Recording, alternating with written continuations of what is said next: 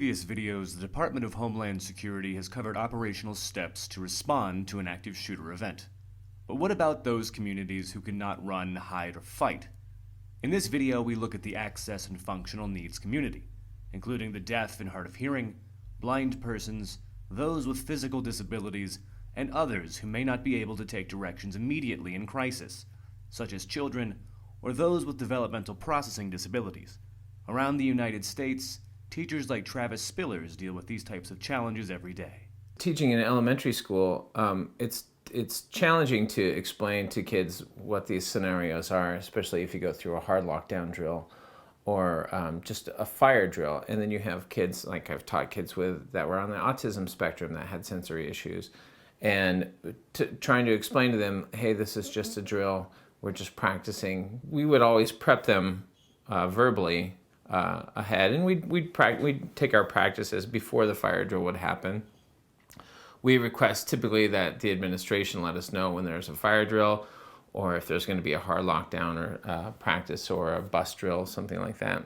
But it's for kids especially that have communication issues to try to communicate back and forth to them during a hard lockdown drill is it can be really challenging. I mean, a lot of them will pick up on their peers and understand, like, we're sitting in the corner and we're hiding, but to try to explain the enormity of it, if it were a real scenario, could be challenging. One of the things we need to do, besides telling people that they should run, hide, or fight, is what to do when they can't, what to do to assist somebody else who may not be able to. You really need to have at the table people representing a wide variety of the population. You think you know who works for you, you don't necessarily know who's coming through these kinds of public places. This is why you need to engage your folks locally, because it's such a wide variety of different things depending on the particular issue. There's a natural human tendency to want to try and make sure that we take care of everybody.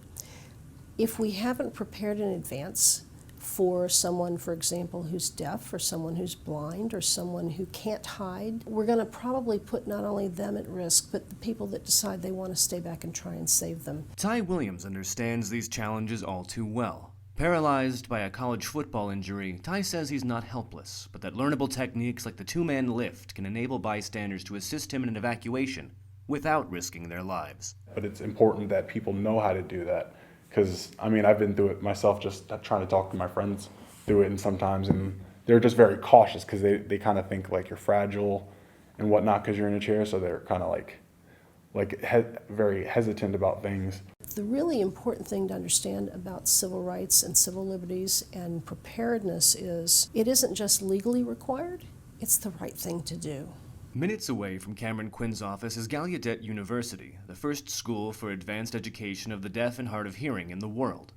Run by Ted Barron, the Gallaudet Security Division focuses on incorporating alternative warning methods for a campus predominantly occupied by students who cannot hear a traditional alert or siren. Our biggest concern is how do we communicate these things out? How do we make sure that the student body or the campus is made aware, and that's our biggest challenge. How are they going to respond to law enforcement? How's law enforcement going to respond to them? Because there's a lot of quick communication that takes place there. We try to tell them what they should expect on their end, as far as you may not get a reaction, you may get a reaction that you don't expect to get. But we also try to communicate that on our end as well, when we tell them that when there is a law enforcement response, do these following things just so that you're cooperating or you're appearing to cooperate. So there's just so many little things that get overlooked, and that's unfortunate. What I've learned is you really have to take kind of the 10,000-foot view and say, I've never met a deaf person before in my life, so now what do I need to do? I think the technology that we're using, our K through 12 is using a wonderful technology where they have an actual ASL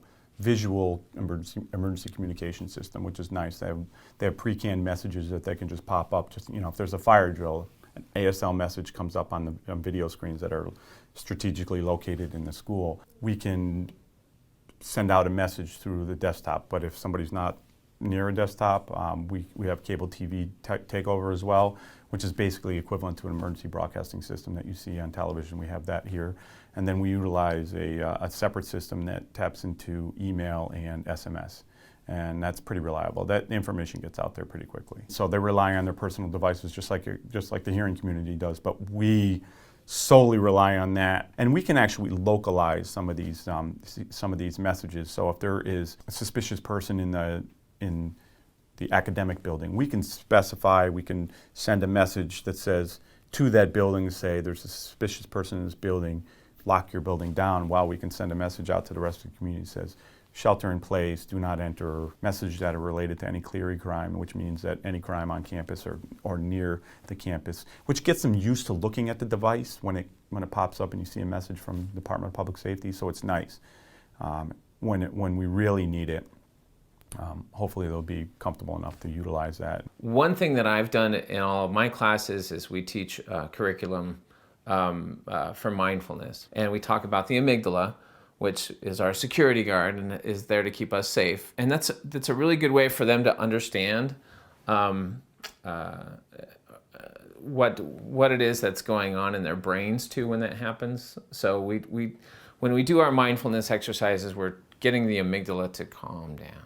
We're letting the amygdala know that we're in a safe place, in the school. That seemed to work really well when we had to do the hard lockdown drills. I keep referring back to the hard lockdown drills because that's where I feel like the biggest concern would be just trying to remain calm and hidden away.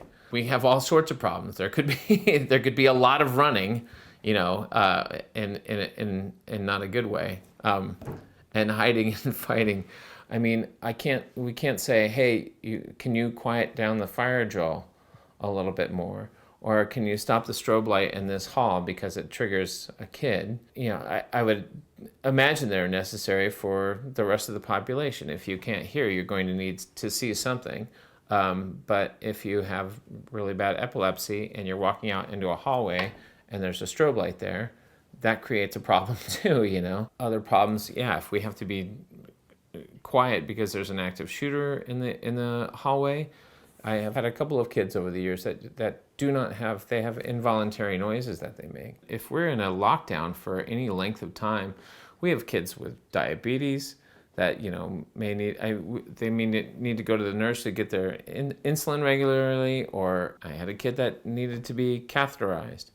And if we can't do that, that could also have severe implications for him. If we're stuck inside of a classroom, we could have some serious issues, some potentially deadly issues, And I think a lot of that burden just ends up falling back on us special education teachers to figure out exactly what each student needs on the way out the door in an emergency. It goes without saying, it stinks to even have to think about this stuff, because I want to concentrate on serving our kids the best I possibly can and giving them the best education that they can so they can grow up and be productive citizens, so.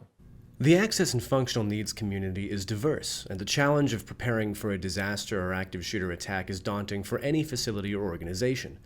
Preparing for the needs of this community may seem challenging, but there are grants, organizations, and federal documents available to assist groups of all sizes integrate these considerations into their preparedness strategies.